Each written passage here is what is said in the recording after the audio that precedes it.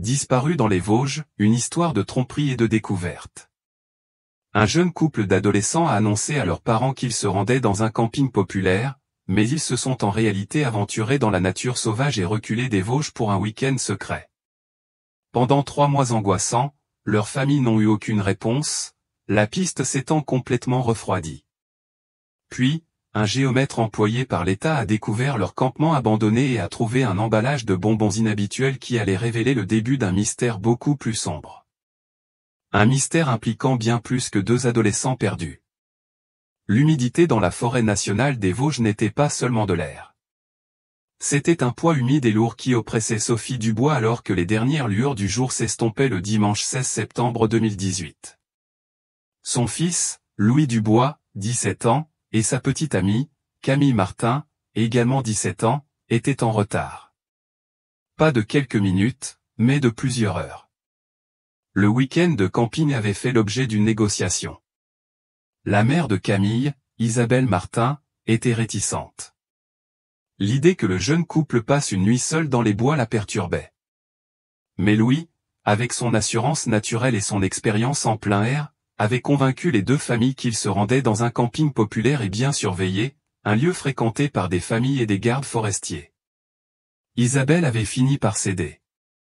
Sophie, faisant entièrement confiance à son fils, avait accepté sans hésiter. Maintenant, les appels sur les téléphones de Louis et Camille aboutissaient directement à une messagerie vocale. Dans les zones à faible couverture des montagnes des Vosges, cela n'était pas immédiatement alarmant. Mais à mesure que l'après-midi cédait la place à la soirée, l'absence de contact devenait inquiétante. À 18 h, l'anxiété qui serrait la poitrine de Sophie devenait insupportable. Elle devait agir. Elle décida de se rendre au camping, imaginant un pneu crevé, une batterie à plat, une explication simple. La route était sombre et sinueuse, parfois glissante à cause des récentes pluies. En arrivant à l'entrée du camping, Sophie trouva le poste d'enregistrement occupé, la fin de la haute saison approchant. Elle s'adressa au garde forestier de service, la voix tendue en expliquant la situation. Le garde, habitué aux inquiétudes des parents, consulta calmement les registres. Il parcourut les noms, puis les vérifia à nouveau. Louis Dubois n'était pas là. Camille Martin non plus. Il ne s'était jamais enregistré. Sophie insista, sa voix montant légèrement. Peut-être étaient-ils arrivés tard. Peut-être avaient-ils contourné l'enregistrement. Elle parcourut elle-même les boucles du camping, ses phares balayant les emplacements, cherchant la vieille Peugeot de Louis. Elle n'était pas là. Pas de tente, pas de feu de camp, aucun signe d'eux. La prise de conscience fut un choc physique. Louis et Camille avaient menti. Ils étaient partis ailleurs intentionnellement. S'ils n'étaient pas ici, où étaient-ils? La nature sauvage des Vosges est vaste, accidentée et, même en septembre, imprévisible. De retour à sa voiture, Sophie passa en revue frénétiquement son dernier contact avec son fils. C'était un SMS reçu vendredi après-midi. Il contenait une seule image, un selfie pris de près. Louis, portant ses lunettes, un sweat bordeaux et un gilet sombre, esquissait un léger sourire à la caméra. À ses côtés, Camille, ses longs cheveux blonds dépassant d'un bonnet crème assorti à celui de Louis. Leurs vêtements chauds semblaient adaptés aux soirées fraîches des montagnes. Derrière eux, des parois de terre rugueuse suggéraient qu'ils se trouvaient dans une petite grotte ou un abri rocheux. Le message était bref, on part maintenant. À dimanche. Cette photo était désormais la dernière preuve de leur existence. À 21 h, les Dubois et les Martin se retrouvèrent au commissariat local de Saint-Dié-des-Vosges. L'écart entre les plans annoncés des adolescents et leur absence totale transforma immédiatement la situation en urgence. Louis Dubois et Camille Martin furent officiellement déclarés disparus. Leur tromperie signifiait que la zone de recherche n'était pas un camping délimité, mais potentiellement des centaines de kilomètres carrés de nature sauvage sans piste. La mobilisation initiale de la gendarmerie nationale fut rapide, motivée par l'âge des disparus et l'imprévisibilité du climat automnal. Les premières 48 heures étaient critiques. Les équipes de recherche et de secours, gênés par des pluies intermittentes et un feuillage dense de fin d'été, concentrèrent leurs efforts autour du camping des Vosges. C'était le point de départ logique, l'endroit où ils étaient censés être. Volontaires et professionnels fouillèrent les bois denses, leurs appels restant sans réponse. Des unités canines furent déployées, tentant de capter une piste olfactive, mais l'air humide et l'immensité du terrain rendaient le pistage difficile. La recherche partait du principe qu'ils avaient peut-être garé leur voiture à proximité et marché, même sans s'être enregistrés. Mais au fil des jours, il devint évident que cette hypothèse était erronée. La Peugeot de Louis ne fut trouvée dans aucun parking ni aire de repos à proximité. Le couple n'avait jamais été près du camping. Les enquêteurs tentèrent de localiser leur téléphone portable, espérant un indice numérique. Les données confirmèrent le silence. Les deux téléphones avaient perdu la connexion au réseau peu après leur départ de leur ville natale vendredi après-midi. Les derniers signaux étaient géographiquement inutiles, n'offrant aucun indice sur la direction prise après l'envoi du selfie. La piste numérique s'était éteinte. Avec la recherche physique ne donnant que de l'épuisement et de la frustration, l'enquête changea de cap. Si Louis et Camille avaient intentionnellement trompé leurs parents, ils devaient avoir une destination alternative précise en tête. La question était comment ils avaient planifié ce voyage secret et où ils comptaient aller. Le selfie offrait peu d'indices. L'arrière-plan de l'abri rocheux pouvait être n'importe où dans les Vosges, une région criblée de caractéristiques géologiques similaires.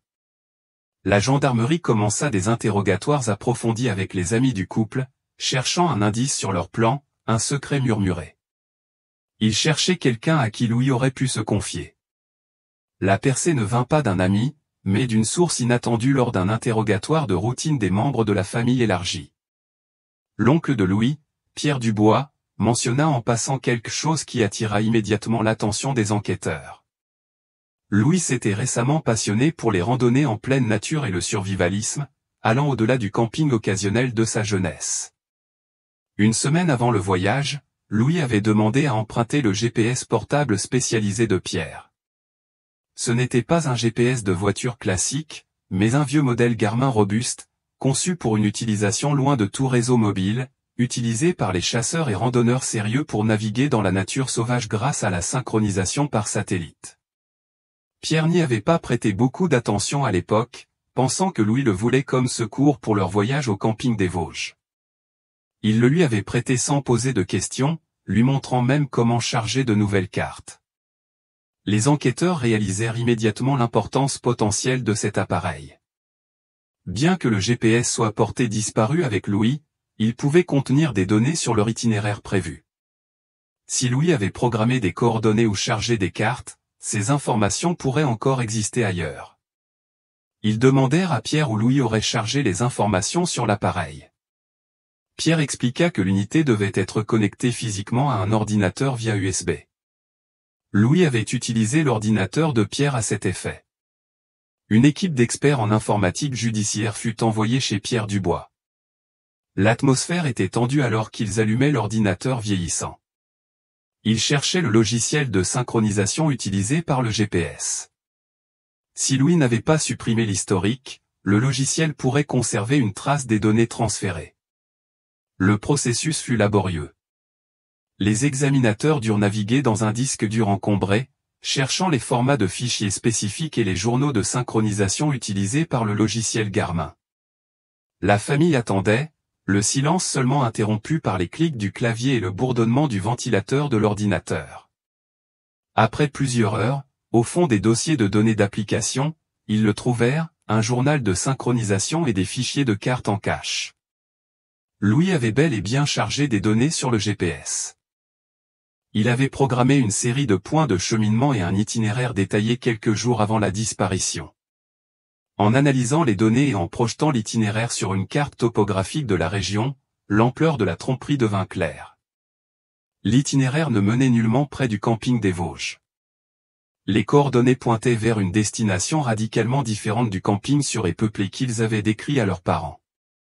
L'itinéraire menait vers le nord-est, vers l'une des régions les plus reculées, peu peuplées et densément boisées de tout le pays, le massif des Vosges, près de la frontière avec l'Allemagne. Le massif des Vosges est une vaste zone connue pour sa beauté sauvage, son isolement et son manque d'infrastructures. Les coordonnées spécifiques programmées par Louis étaient situées au cœur de cette région, très près de la frontière. C'était une zone caractérisée par une nature sauvage sans chemin, de vieilles pistes forestières et un terrain si difficile que peu de gens s'y aventuraient. Cette découverte transforma fondamentalement l'enquête. Elle confirma que Louis et Camille ne s'étaient pas simplement perdus ou victimes d'un accident près de la civilisation. Ils avaient intentionnellement cherché une extrême solitude. Ils avaient planifié méticuleusement leur disparition dans la nature. Les implications étaient troublantes. Pourquoi deux adolescents de 17 ans iraient-ils aussi loin pour cacher leur emplacement? Le selfie pris avant leur entrée dans les bois profonds montrait qu'ils étaient préparés pour le temps frais. Ils savaient dans quoi ils s'engageaient. Mais dans quoi s'engageaient-ils? Les efforts de recherche se tournèrent immédiatement vers le massif des Vosges. Mais le défi auquel les équipes de recherche faisaient face était immense. La zone définie par les données GPS était gigantesque, couvrant des dizaines de kilomètres carrés de terrain montagneux accidenté. Le feuillage dense rendait l'observation aérienne presque impossible, et la recherche au sol était lente et périlleuse. Alors que les opérations de recherche à grande échelle se mobilisaient dans ce nouveau paysage redoutable, les familles luttaient pour comprendre la tromperie. Sophie Dubois était dévastée, confrontée à la réalisation que son fils l'avait délibérément trompée. Isabelle Martin était furieuse, ses pires craintes concernant le voyage se réalisant et s'amplifiant. La découverte de l'itinéraire caché avait fourni un emplacement, mais elle avait aussi approfondi le mystère entourant leur disparition. La vaste nature silencieuse des Vosges semblait déterminée à garder ses secrets. L'automne 2018 avançait, le feuillage vibrant s'estompant en branches nues et les jours devenant plus courts et plus froids. Les efforts intensifs de recherche pour Louis Dubois et Camille Martin dans le massif des Vosges se prolongèrent pendant des semaines, mais le terrain accidenté et l'ampleur de la zone contrecarrèrent toutes les tentatives pour les localiser. Alors que le temps se dégradait, les opérations à grande échelle furent progressivement réduites. L'affaire devint froide. Pour les familles Dubois et Martin, les mois qui passaient étaient une période d'animation suspendue angoissante. L'absence de réponse, combinée à la certitude que les adolescents étaient quelque part dans cette vaste nature silencieuse, était un tourment constant. L'espoir de les retrouver vivants s'estompait, remplacé par un besoin désespéré de clore l'affaire. 3 mois passèrent dans cet enfer d'incertitude. Nous étions maintenant à la mi-décembre 2018. L'hiver approchait, mais les fortes neiges n'étaient pas encore arrivées dans cette région spécifique. Le paysage était sombre et désolé, un monde monochrome d'arbres nus, de feuilles mortes humides et de cieux gris froids. La percée, lorsqu'elle arriva, ne fut pas le résultat d'un effort de recherche dédié, mais d'une rencontre fortuite par quelqu'un habitué à l'isolement du massif des Vosges. Étienne Laurent était un géomètre géologique. Il travaillait seul, engagé par l'État, pour cartographier et évaluer d'anciennes mines abandonnées dispersées dans les régions reculées des Vosges. C'était un travail spécialisé qui nécessitait de naviguer dans un terrain difficile, loin des sentiers établis. Ce jour de décembre particulier, Étienne travaillait profondément dans les bois, dans la région exacte où Louis et Camille avaient disparu. Il était à des kilomètres de la route goudronnée la plus proche, naviguant dans les bois denses avec un GPS et des cartes topographiques. L'air était immobile et froid, le sol couvert d'une épaisse couche de feuilles brunes en décomposition. Il était concentré sur sa grille de relevé, documentant méticuleusement les emplacements et les conditions des anciennes mines, vestiges d'un passé industriel oublié. Le terrain était traître, glissant de boue et de feuilles humides. Il traversait une pente boisée escarpée, contournant de gros rochers et des arbres tombés. Il s'était légèrement écarté de son itinéraire prévu, faisant un détour autour d'un ravin difficile, lorsqu'il trébucha sur quelque chose qui n'avait rien à faire dans la nature. Dans une petite clairière relativement plate, partiellement abritée par un bosquet de pins denses, se trouvait un campement. Le site était saisissant. Une petite tente pour 2 personnes, de couleur jaune délavée, s'affaissait sous le poids des débris accumulés et de l'humidité. Le tissu était taché de boue, de saleté et de moisissure, indiquant qu'il avait été exposé aux éléments pendant un temps considérable. Étienne s'approcha prudemment. Le campement était clairement abandonné. L'atmosphère était étrange, un témoignage silencieux de négligence. Le sol autour de la tente était jonché de bouteilles d'eau en plastique écrasées parmi les feuilles. Un foyer improvisé, un simple cercle de grosses pierres grises, était rempli de cendres grises froides, de restes de bois carbonisé et de quelques détritus. À droite de la tente, une corde à linge improvisée était tendue entre deux arbres. Plusieurs vêtements sombres et humides y pendaient mollement. Sa première pensée fut l'irritation. Les dépôts sauvages étaient un problème persistant dans ces zones reculées. On aurait dit que quelqu'un avait simplement abandonné tout son équipement, laissant ses affaires pourrir. Il documenta le site avec son appareil photo, intendant à le signaler aux autorités pour le nettoyage. Il sortit son téléphone pour appeler, mais comme prévu, il n'y avait pas de signal. Il était trop loin dans la nature. Il marqua les coordonnées sur son GPS et se prépara à retourner à son véhicule à plusieurs kilomètres pour passer l'appel. L'image du campement désolé resta avec lui, troublante par son immobilité. Il lui fallut près de 2 heures de randonnée épuisante pour atteindre son camion. Il roula jusqu'à retrouver du réseau et contacta la gendarmerie nationale. Il signala le campement abandonné, fournissant les coordonnées précises et décrivant l'équipement abandonné. Le lendemain, un gendarme, l'adjudant-chef Lefebvre, fut envoyé pour enquêter. Il s'attendait à une affaire de routine de dépôt illégal. La marche était longue, le terrain boueux et difficile. Lorsqu'il arriva sur place, il vit la même scène de désolation qui avait troublé Étienne Laurent. L'air était sombre et humide, le silence profond. Il commença à traiter le site, suivant la procédure standard pour les dépôts illégaux. Il cherchait une identification pour que l'État puisse infliger une amende aux propriétaires de l'équipement. Il ouvrit délicatement la tente affaissée, écartant le tissu humide. Des sacs de couchage et d'autres équipements étaient éparpillés à l'intérieur, moisis et en décomposition. Il fouilla parmi les objets abandonnés, cherchant quelque chose avec un nom. Dans un petit sac à dos près de l'entrée de la tente, il trouva un portefeuille. Il l'ouvrit, s'attendant à trouver l'identification d'un campeur négligent. Il sortit le permis de conduire. Le nom sur le permis était Louis Dubois. L'adjudant-chef Lefebvre se figea. Il fixa le permis, le nom immédiatement reconnaissable. Les adolescents disparus, l'affaire qui avait dominé les nouvelles locales 3 mois plus tôt. Ce n'était pas juste un équipement abandonné illégalement. C'était le campement des 2 adolescents disparus en septembre. Il recula immédiatement de la tente, prenant soin de ne rien déranger davantage. Il contacta par radio pour demander des renforts, sa voix urgente.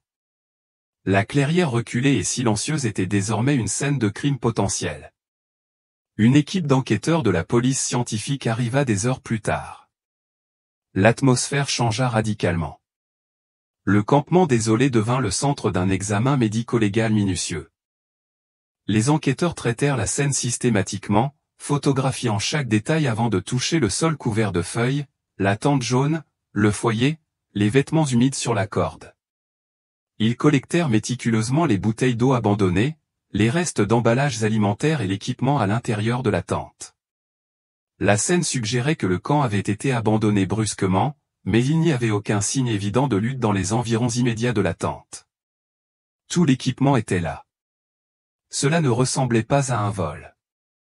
Puis, près du foyer, partiellement dissimulé sous une couche de feuilles en décomposition et de cendres, un enquêteur repéra un éclat de couleur vive. À l'aide de pinces, il récupéra soigneusement l'objet. C'était un emballage froissé et vide, légèrement sale. L'emballage était vert et jaune vif, orné de figures de bonbons gélifiés caricaturaux. Les mots bonbons acidulés étaient imprimés en gros caractères, accompagnés de la phrase aigre-doux puis planant. C'était un paquet de bonbons comestibles au cannabis à forte puissance. Cette seule pièce à conviction transforma immédiatement le récit de la disparition. La découverte du paquet de bonbons acidulés suggérait une raison pour laquelle les adolescents avaient cherché une telle solitude extrême. Ils étaient venus ici pour expérimenter loin des regards indiscrets des parents et des autorités. Cela dépeignait une image de rébellion adolescente typique, une escapade secrète dans la nature. Mais cela soulevait aussi des questions troublantes. s'ils avaient consommé ces comestibles, leur jugement et leur coordination physique auraient été gravement altérés. Dans ce terrain accidenté, cela aurait pu être désastreux. La découverte du campement fut une avancée majeure. La première preuve concrète de l'endroit où se trouvaient Louis et Camille depuis leur disparition. Mais la scène posait plus de questions qu'elle n'apportait de réponses. Le camp abandonné, l'équipement abandonné, le paquet de drogue vide, tout suggérait une histoire qui s'était mal terminée. Mais où étaient Louis et Camille? La découverte du campement abandonné dans la nature reculée du massif des Vosges envoya une onde de choc à travers les petites communautés liées à l'affaire. Pour les familles Dubois et Martin, la nouvelle fut une confirmation dévastatrice que les adolescents avaient bien été dans ce paysage redoutable.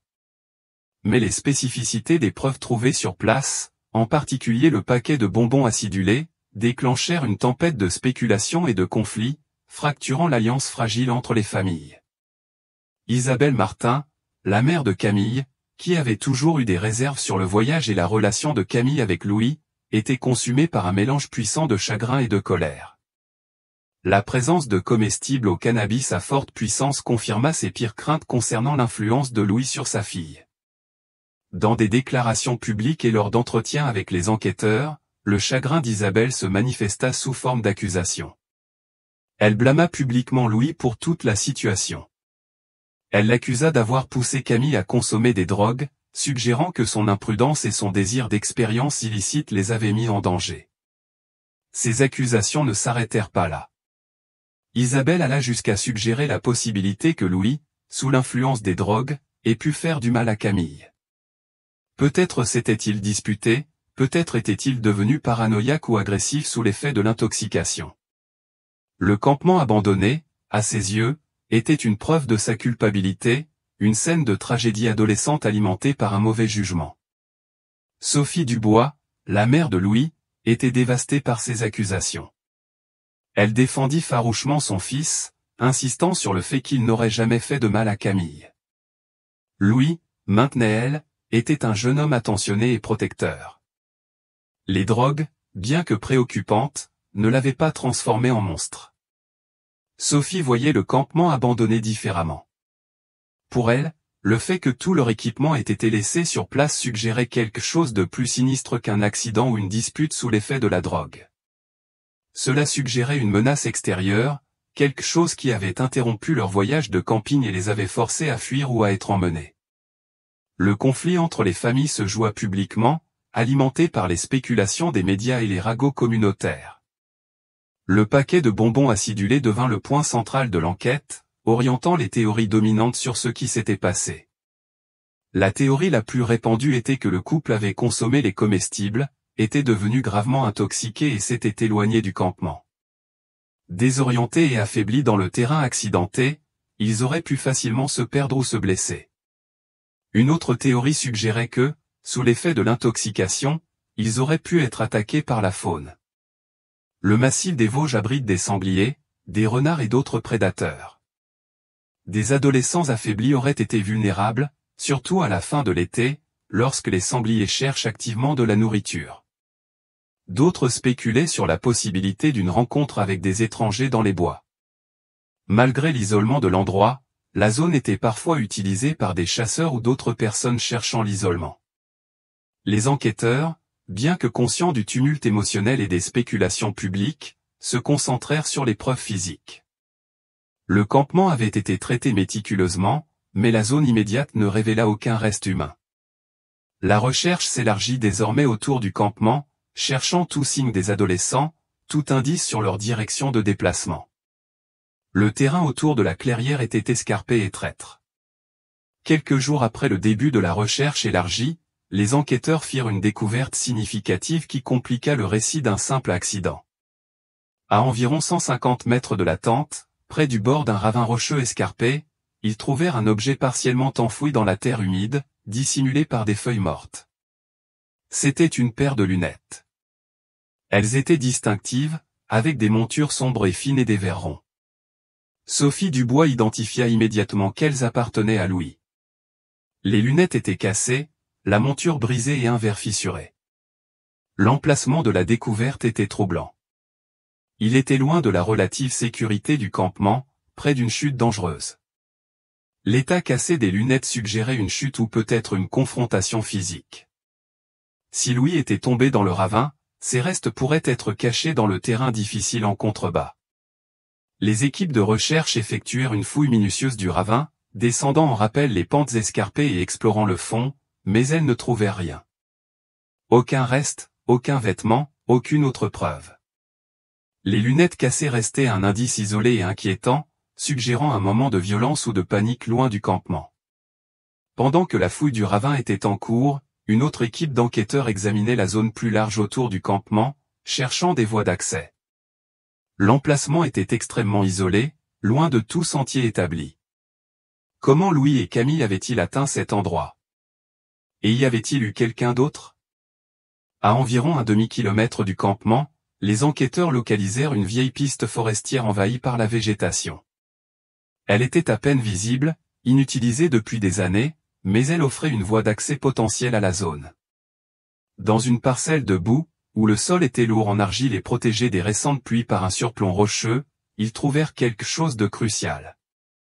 Ils dégagèrent soigneusement une couche de feuilles mortes accumulées, révélant une empreinte distincte en dessous, une série de traces de pneus. Les traces étaient inhabituelles. Elles ne correspondaient pas au motif des pneus de la Peugeot de Louis, qui restaient introuvables, ni à ceux des quads ou des camions couramment utilisés par les chasseurs ou les bûcherons dans la région. Les traces étaient plus étroites, et le motif de la bande de roulement était unique, agressif, suggérant un véhicule spécialisé ou modifié conçu pour naviguer sur un terrain difficile hors route. La découverte des traces de pneus fut un tournant. Elle introduisit la possibilité qu'une tierce personne ait été présente à proximité ou sur le campement. La préservation des traces suggérait qu'elles avaient été faites avant la chute massive de feuilles de l'automne, potentiellement autour de la période de la disparition. L'enquête avait maintenant deux récits contradictoires. Les produits liés à la drogue suggéraient un accident, une escapade adolescente qui avait mal tourné. Mais les lunettes cassées loin du camp et les traces de pneus mystérieux suggéraient quelque chose de plus sinistre. S'étaient-ils éloignés intoxiqués, ou avaient-ils été confrontés à quelqu'un arrivé par cette vieille piste forestière? Le mystère s'approfondissait, le silence de la nature semblant moins un vide et plus une menace dissimulée. L'enquête oscillait entre les implications contradictoires des preuves. Les comestibles bonbons acidulés suggéraient fortement une mésaventure, un accident tragique né de l'imprudence juvénile. Mais les lunettes cassées près du ravin et les traces de pneus non identifiés laissaient entrevoir un acte criminel. Une narration plus sombre se cachait sous la surface. Avec la recherche physique autour du campement ne révélant aucun autre reste ni indice, les enquêteurs décidèrent de prioriser l'angle de la drogue, espérant qu'il révélerait des contacts ou des motifs expliquant la disparition. Retracer la source des comestibles au cannabis devint un objectif principal. En 2018, bien que les lois sur le cannabis commençaient à s'assouplir, les comestibles à forte puissance comme bonbons acidulés étaient encore largement illicites en France, surtout pour des mineurs. Les enquêteurs devaient découvrir où Louis les avait obtenus. Ils menèrent des entretiens discrets avec les amis proches et les connaissances du couple. Louis et Camille étaient généralement considérés comme de bons enfants, non connus pour être fortement impliqués dans la scène locale de la drogue. Cependant, comme beaucoup d'adolescents, ils étaient curieux et expérimentaux. Après plusieurs entretiens marqués par l'hésitation et la peur d'avoir des ennuis, un nom émergea. Ce nom appartenait à un petit dealer local, un jeune adulte connu pour vendre des produits à base de cannabis aux lycéens. Il opérait en marge, gardant un profil bas, mais sa réputation était connue parmi les jeunes locaux. Il devint une personne d'intérêt principal.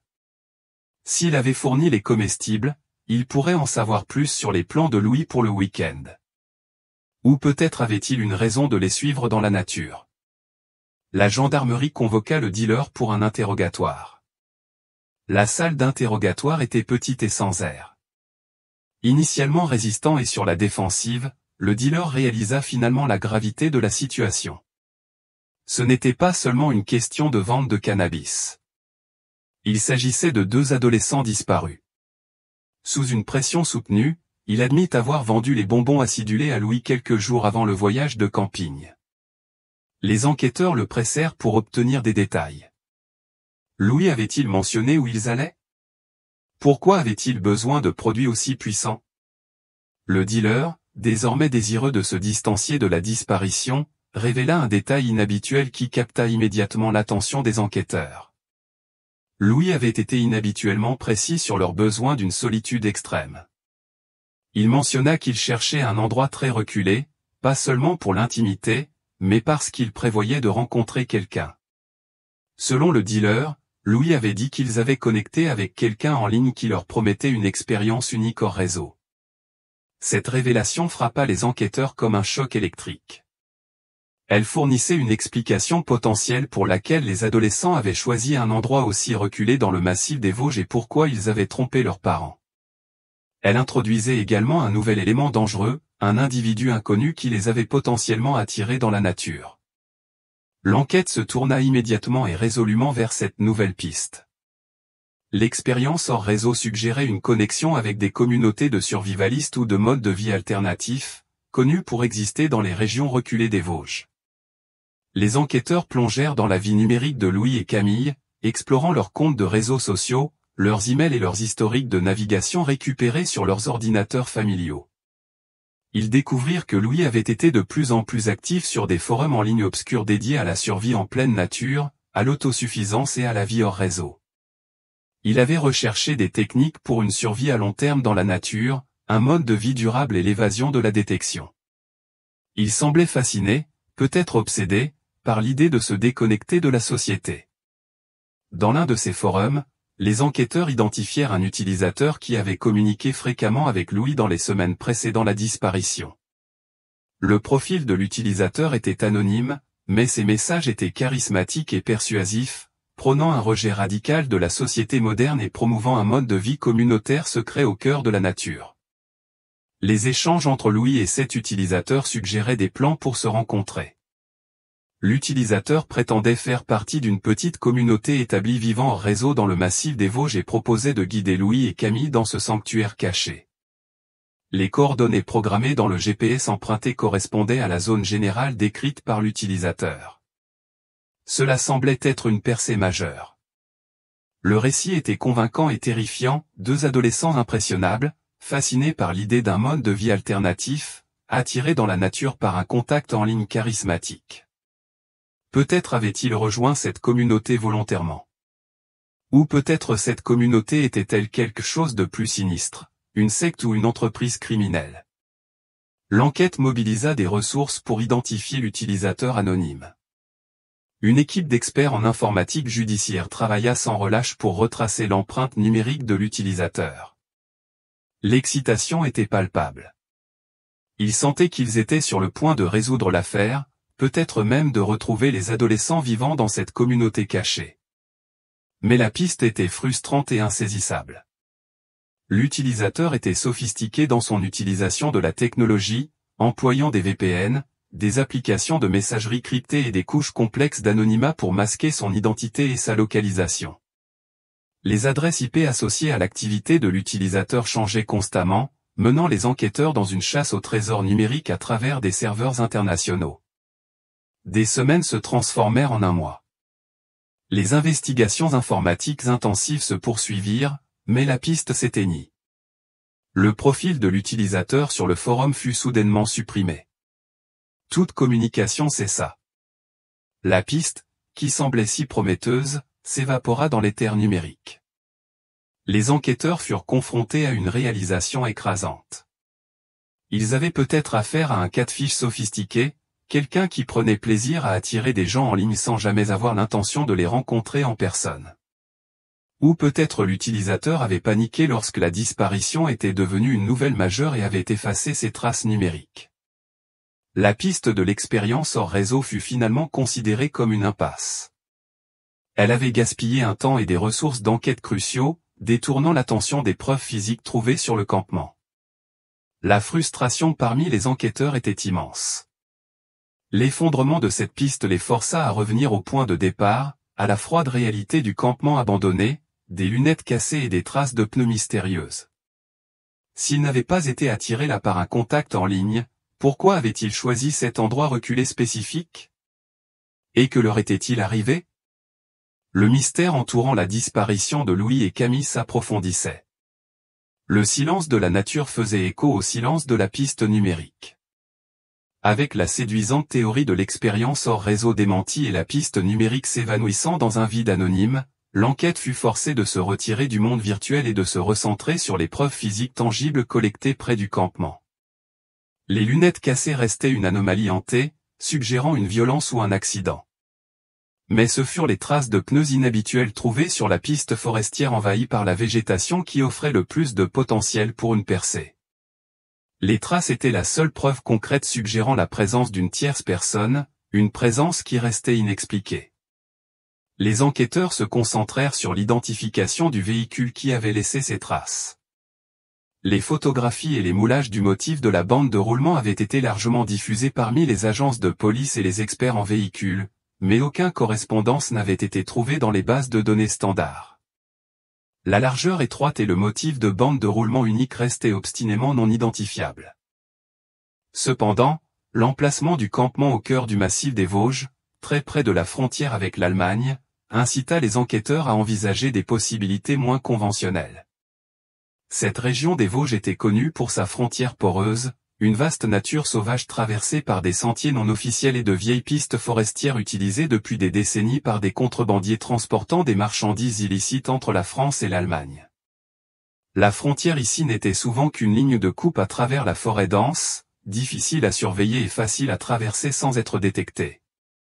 Les enquêteurs décidèrent de consulter la police aux frontières, PAF. Les agents de la PAF patrouillant dans ce secteur reculé avaient une connaissance spécialisée du terrain et des méthodes utilisées par les opérations de contrebande. Une réunion fut organisée, et les enquêteurs présentèrent les preuves des traces de pneus, espérant que l'expertise des agents offrirait une nouvelle perspective. Les agents de la PAF analysèrent les photos et les moulages. Leur évaluation fut immédiate et décisive. Ils reconnurent le motif de la bande de roulement. Ce n'était pas un véhicule commercial standard. Il était compatible avec un type spécifique de véhicule utilitaire, souvent modifié avec des pneus spécialisés utilisés par des opérations de contrebande sophistiquées pour naviguer sur les passages non officiels entre la France et l'Allemagne. Ces véhicules étaient choisis pour leur durabilité, leur profil étroit permettant d'accéder à des sentiers trop petits pour les camions, et leur capacité à transporter des cargaisons importantes tout en restant discrets. Cette identification fut un moment clé. Elle transforma fondamentalement le focus de l'enquête, passant d'un incident localisé, un accident ou un acte de violence aléatoire, à une potentielle activité criminelle transfrontalière. La disparition de Louis et Camille pourrait être liée au monde clandestin de la contrebande internationale. L'implication était glaçante. Les adolescents avaient-ils accidentellement croisé une opération de contrebande en cours? Avait-il choisi un campement directement sur une route de contrebande active? Si c'était le cas, les personnes impliquées seraient dangereuses, organisées et motivées à éliminer tout témoin. Les autorités commencèrent à analyser les schémas de passages illégaux et d'activités de contrebande dans la région autour de la période de la disparition en septembre. Elles examinèrent les données des capteurs, les images de surveillance aérienne et les rapports de renseignements liés au réseau de contrebande opérant dans le massif des Vosges. Mais la nature était vaste, et les opérations de contrebande étaient sophistiquées, conçues pour échapper à la détection. Relier un événement de contrebande spécifique à la disparition des adolescents s'avéra difficile. L'enquête s'enlisa à nouveau. Le champ s'élargit désormais au crime international, mais les pistes restaient frustrantes et insaisissables.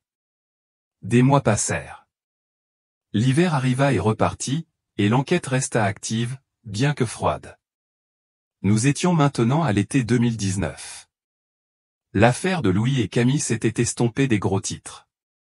L'urgence initiale fut remplacée par un sentiment persistant de mystère. Puis, une information non liée arriva au commissariat de Mulhouse, à plus de 100 km du massif des Vosges. L'information ne venait pas d'un informateur ou d'un témoin, mais d'un employé des services publics effectuant ses rondes habituelles. L'employé entretenait un grand complexe d'appartements vieillissants dans un quartier populaire de Mulhouse. Son travail consistait à vérifier les compteurs et à s'assurer que l'infrastructure fonctionnait correctement.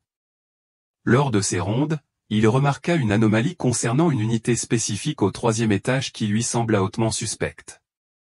L'observation fut consignée dans son rapport. L'employé nota que les fenêtres de l'appartement étaient complètement occultées de l'intérieur, non pas avec des rideaux ou des stores, mais avec des bâches plastiques industrielles épaisses fixées au cadre, bloquant toute lumière et visibilité. Cela ressemblait à une tentative de l'occupant d'assurer une confidentialité absolue ou de dissimuler quelque chose à l'intérieur. De plus, il nota que la consommation d'électricité de l'unité était anormalement élevée. Elle était disproportionnée par rapport à la taille de l'appartement, suggérant que des équipements fonctionnaient constamment, peut-être des lampes de croissance, des systèmes de ventilation puissants ou d'autres appareils à forte consommation. La combinaison des fenêtres occultées et de la consommation électrique élevée était un signal d'alarme, souvent associé à des activités illicites comme la culture de cannabis en intérieur ou des laboratoires improvisés. L'information fut initialement classée comme un problème potentiel de stupéfiants. La police de Mulhouse enregistra l'information, prévoyant de faire un suivi lorsque les ressources le permettraient. Dans une ville animée, de tels rapports étaient courants. Cependant, le rapport finit par atterrir sur le bureau d'un détective de la gendarmerie nationale travaillant toujours sur l'affaire Dubois-Martin.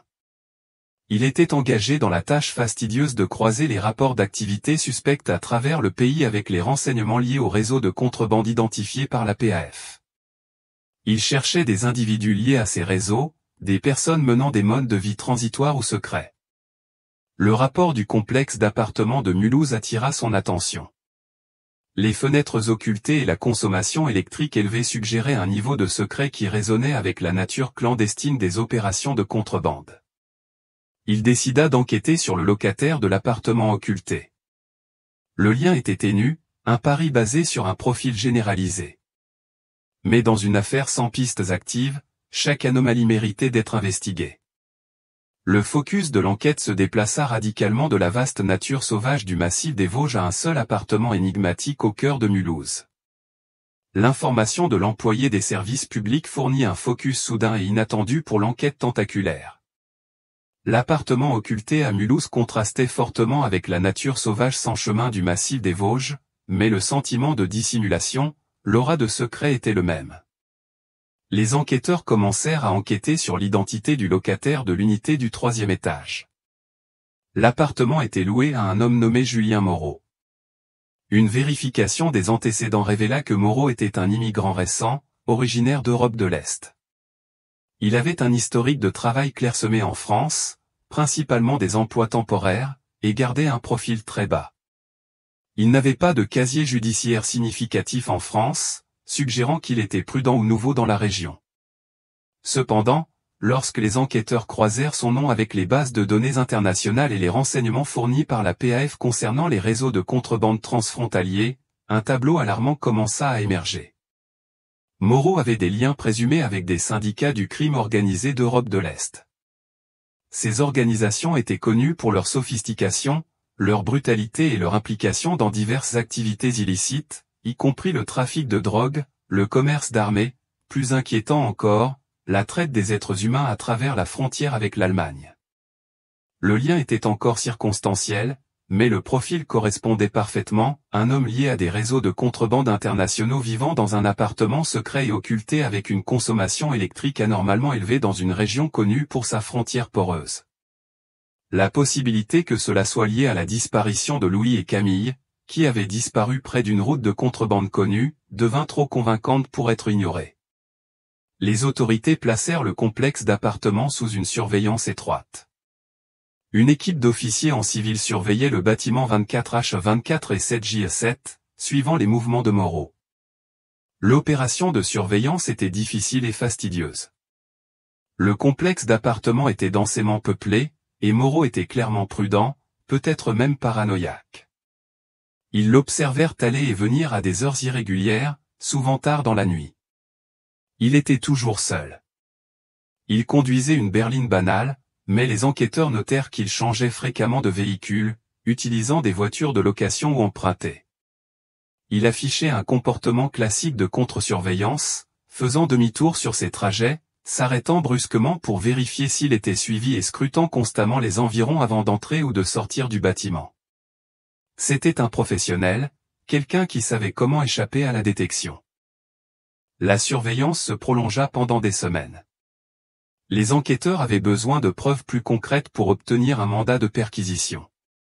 Ils surveillèrent ses interactions, ses achats et ses ordures.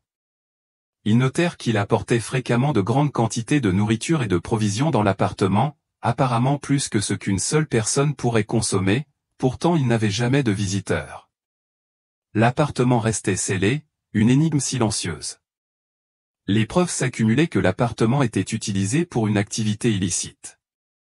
La connexion avec la route de contrebande près du campement, combinée au passé de Moreau et à son comportement paranoïaque, peignait un tableau terrifiant. L'urgence d'entrer dans l'appartement grandissait, motivée par la faible mais horrifiante possibilité que les adolescents disparus soient liés à cette entreprise criminelle. Sur la base des preuves circonstancielles accumulées et des liens de Moreau avec le crime organisé, la police obtint un mandat de perquisition à haut risque.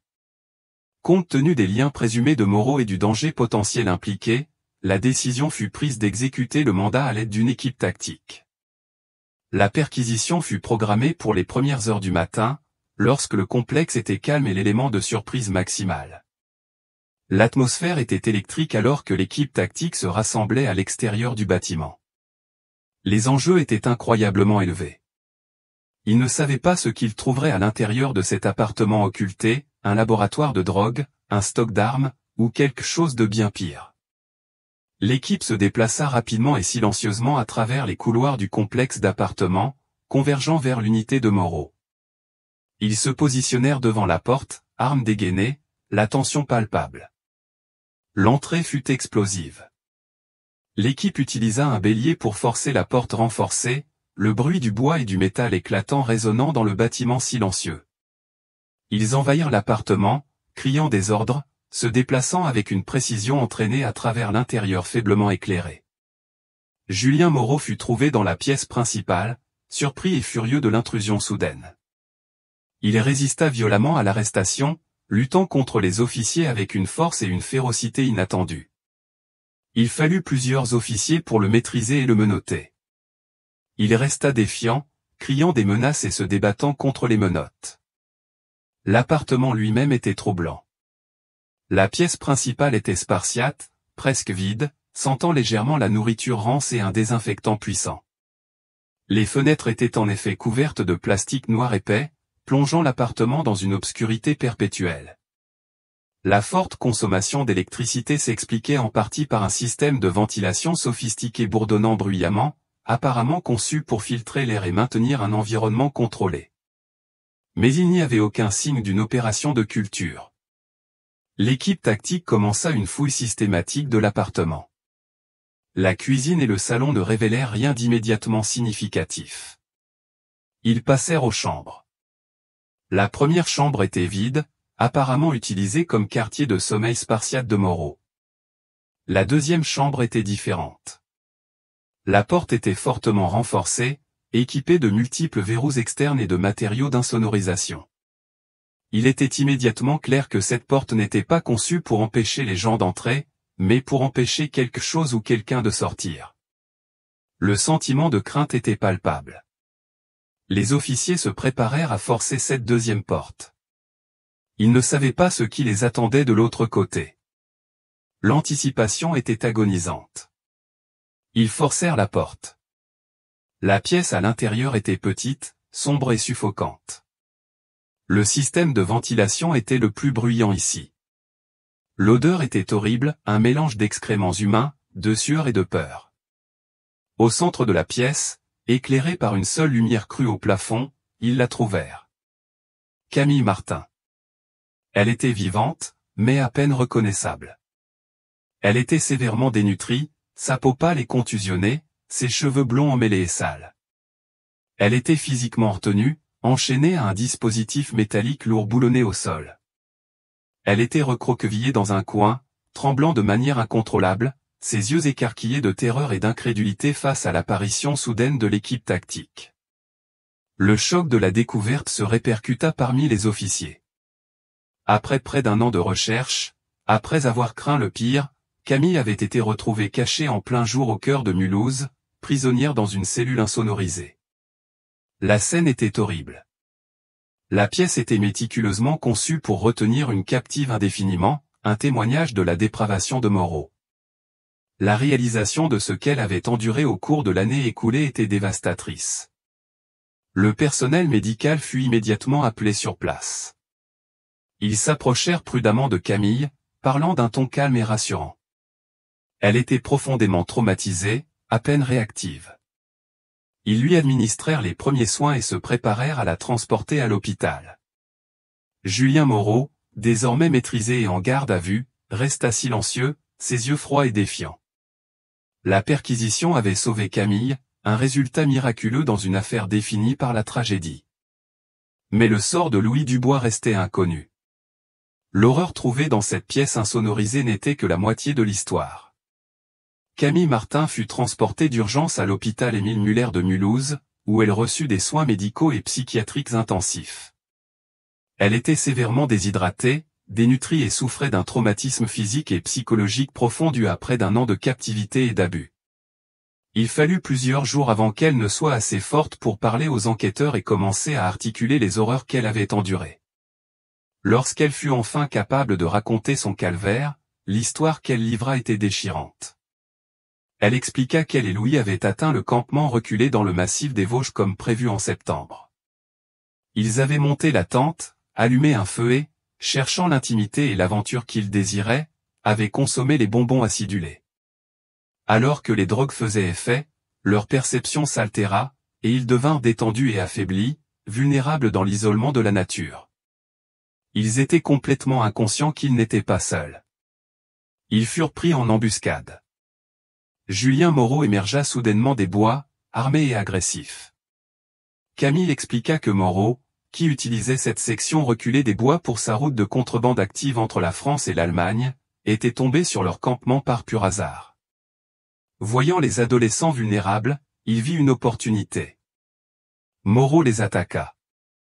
Louis, malgré son état d'intoxication, réagit immédiatement, essayant de se défendre et de protéger Camille. Ils luttèrent violemment. C'est lors de cette confrontation près du ravin que les lunettes de Louis furent arrachées et cassées, mais il n'était pas de taille face à la brutalité de Moreau. Camille assista à l'inimaginable. Moreau maîtrisa et tua Louis. Après le meurtre, Moreau enleva Camille. Il utilisa son véhicule utilitaire modifié, la source des traces de pneus mystérieuses, pour la transporter hors de la nature via la vieille piste forestière. Il l'emmena directement à l'appartement de Mulhouse, qu'il avait déjà préparé comme un lieu sécurisé. Camille révéla les intentions de Moreau. Il faisait partie d'un réseau plus large de traite des êtres humains. Son plan était de la retenir captive, de briser son esprit et, finalement, de la faire passer de l'autre côté de la frontière en Allemagne, où elle serait vendue. Sous un interrogatoire intense, Julien Moreau reconnut le poids écrasant des preuves contre lui. Confronté au témoignage de Camille et à la découverte de la cellule de prison dans son appartement, il avoua. Il admit l'enlèvement de Camille Martin et le meurtre de Louis Dubois. Cependant, lorsque les enquêteurs le pressèrent pour connaître l'emplacement du corps de Louis, la coopération de Moreau cessa abruptement. Il cessa de parler, offrant un mensonge évident et dédaigneux. Il prétendit ne pas se souvenir de ce qu'il avait fait des restes. Julien Moreau fut inculpé de meurtre, d'enlèvement et de traite des êtres humains. Il fut condamné sur tous les chefs d'accusation et condamné à la réclusion criminelle à perpétuité sans possibilité de libération conditionnelle. Camille Martin entama le long et ardu processus de rétablissement. Le corps de Louis Dubois ne fut jamais retrouvé. Son lieu de repos final resta un secret gardé par la vaste nature sauvage du massif des Vosges.